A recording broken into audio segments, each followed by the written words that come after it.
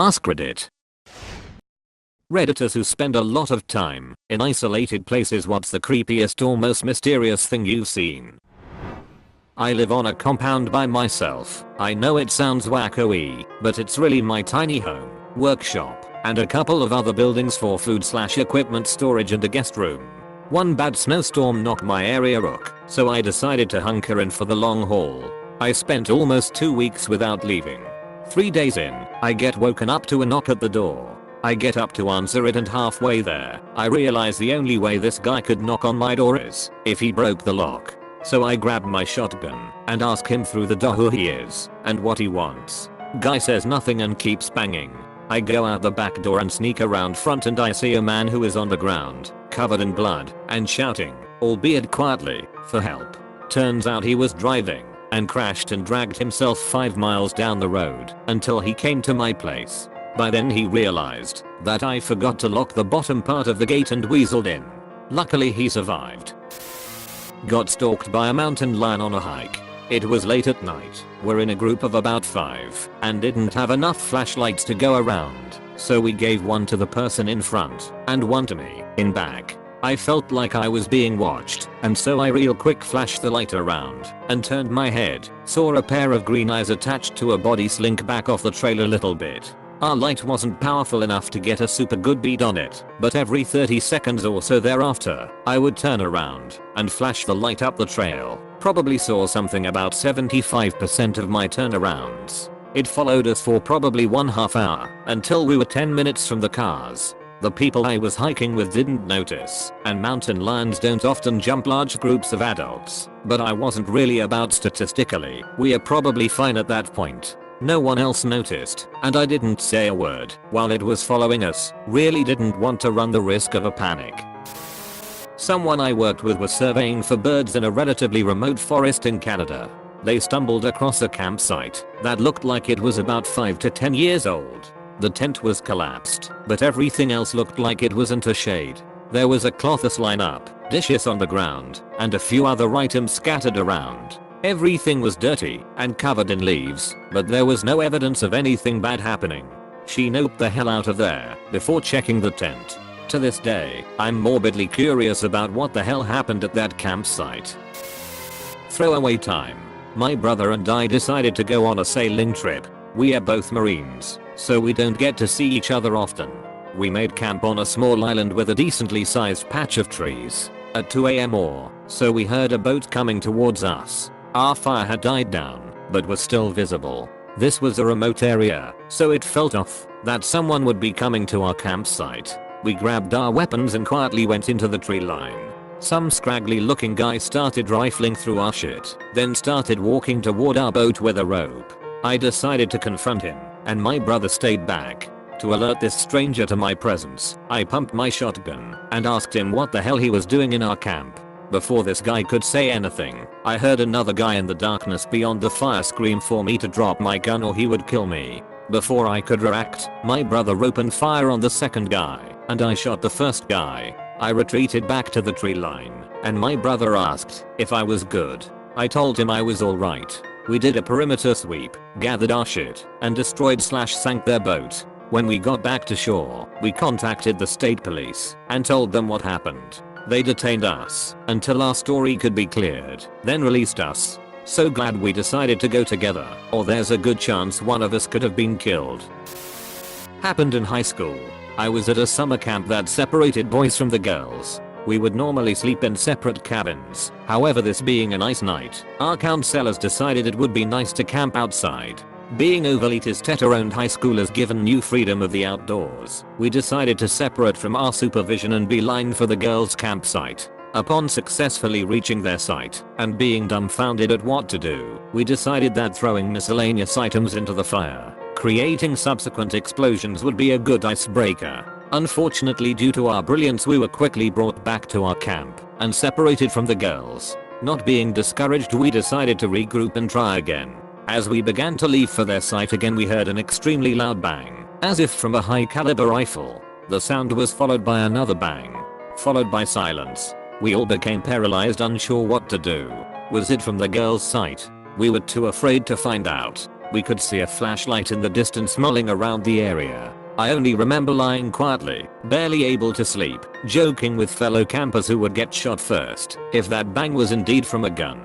The next morning we woke up, alive and very confused to what had happened. I actually only found out what had happened when I got home from camp.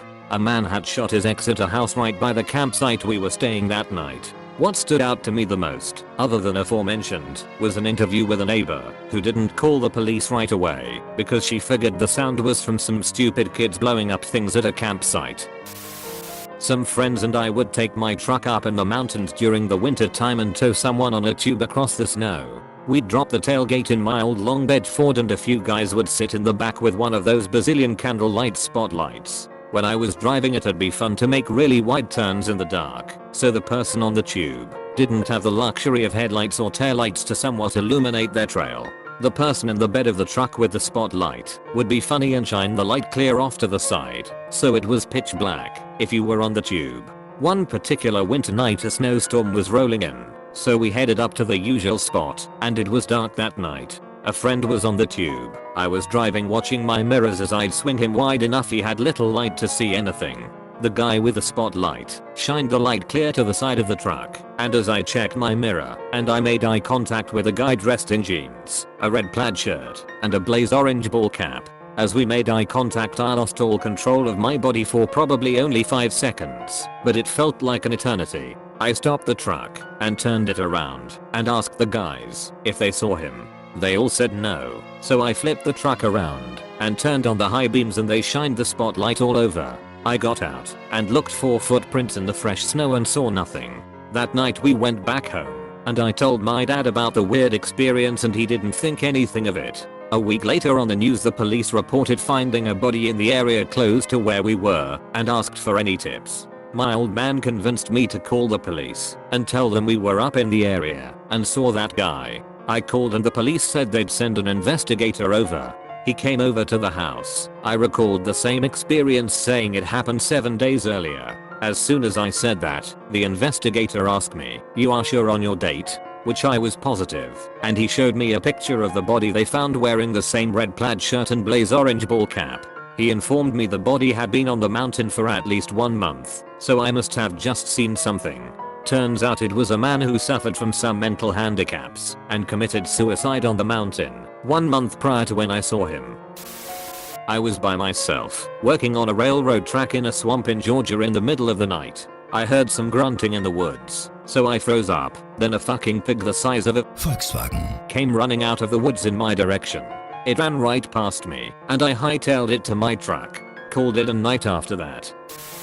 The thing that gets me sometimes is the sounds. Sometimes you'll just hear some animal, and it sounds like nothing you've ever heard before, and you can't imagine it being anything like any animal you've ever even heard of.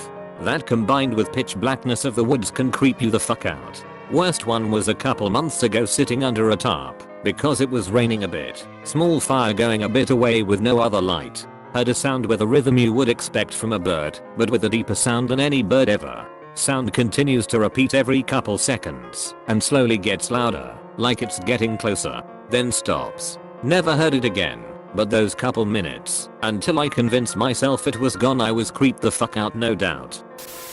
So this happened 3 years ago, when I was living with my parents in Meteets, Wyoming.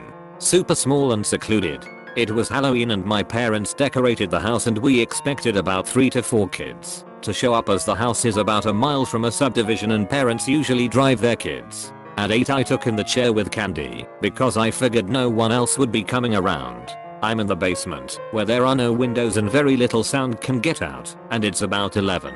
All the lights upstairs are shut off because I'm going to bed. I hear a knock at the side door, which no one ever knocks at. I go upstairs and the floodlight which usually turns on automatically wasn't on. So I flipped on the other light that lights up the basketball hoop area. There's a person in one of those old man masks that have the crazy hair just standing there. He is just looking at the house.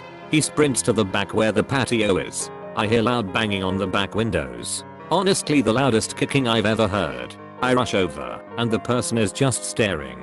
Then he runs away, and I don't hear anything for 5 minutes or so. Then I start hearing the knob to the main door being forcefully jiggled back and forth. I ran upstairs to the bedroom and went to the crawl space in the attic. I immediately dialed 911. This was the first time I ever dialed 911, so I don't know what I was expecting, but the operator didn't seem to be very shocked or wanting to send out a car very quickly. I remember repeating my address like 12 times and the lady kept saying, "Calm down, sir. She wants me to stay on the line." But I'm afraid if the guy got in he would know where I was because of my voice. I hang up and I can hear the knob being slammed like he had a hammer or something.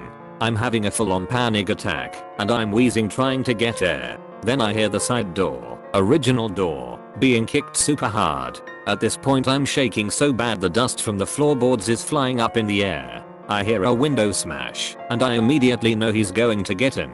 I hold my breath, which makes the wheezing worse. I'm going to die. I'm listening to hear footsteps or anything. Nothing.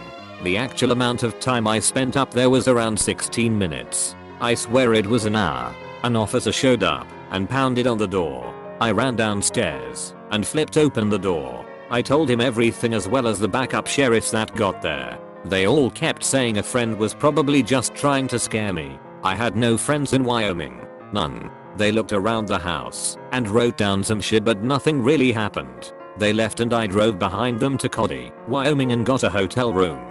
I still can't sleep without all the lights on and a .45 on my dresser. Thanks for watching. Be sure to leave a like, comment, and subscribe to be entered into our iMac giveaway.